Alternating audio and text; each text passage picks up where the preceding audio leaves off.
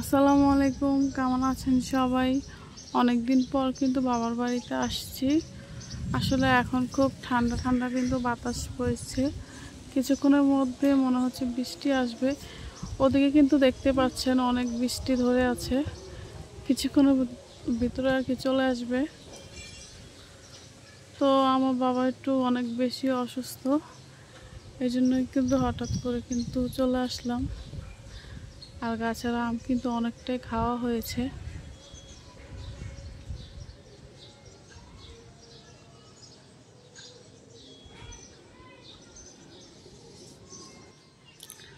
আর আমি এসে কিন্তু যে উপরে কিন্তু আমসত্ত্ব বানানোর জন্য দিয়ে দিয়েছি। কতটা শুকিয়েছে জানি না, এখন একটু আপনাদেরকে দেখাবো।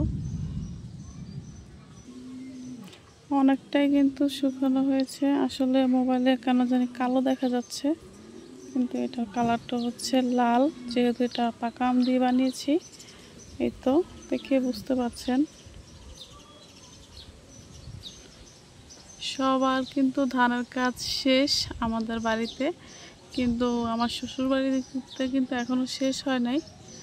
তো এই বাড়িতে কিন্তু সবারই শেষ। তো এখন আমরা বৃষ্টির জন্য আশা করতেই পারি।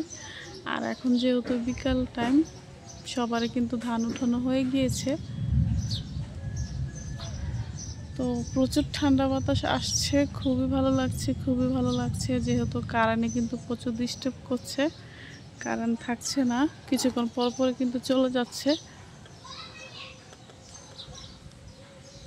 বাবার বাড়ি থেকে যাওয়ার সময় কিন্তু আমরা গাছের পাতাগুলো ছিল না, এখন কিন্তু পাতাগুলো হয়ে গেছে।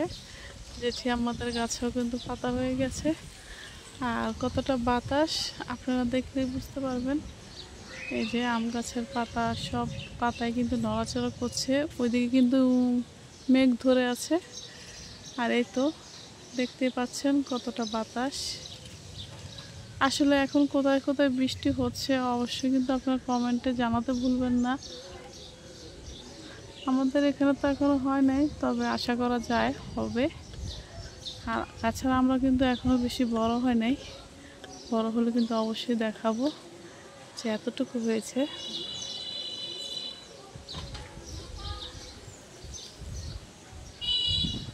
অনেক অনেক ভালো লাগছে এখনকার বাতাসটা। আসলে একদম মানে মন প্রাণ সব কিন্তু জুড়িয়ে গেছে আমার, এতটা ঠান্ডা।